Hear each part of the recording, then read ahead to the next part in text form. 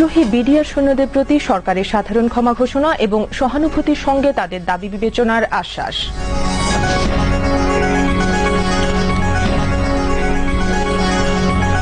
অবিলম্বে ব্যারাকে ফিরে যাওয়া ও অস্ত্র সমর্পণের জন্য বিডিআর সৈন্যদের প্রতি প্রধানমন্ত্রীর আহ্বান।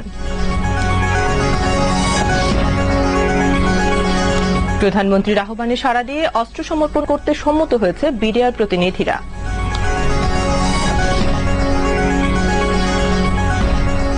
রাজধানীর পিলখানায় বিডিআর সদর দপ্তরে পরিস্থিতি কর্তৃপক্ষের নিয়ন্ত্রণে।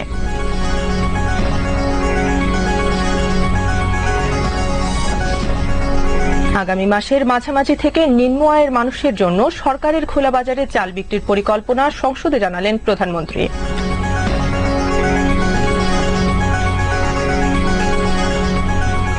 আমস্টারডামের শিপল বিমানবন্দরে ১৩৫ জন যাত্রী নিয়ে একটি তুর্কি বিমান বিধ্বস্ত এবং ভেঙে ৩ টুকরো।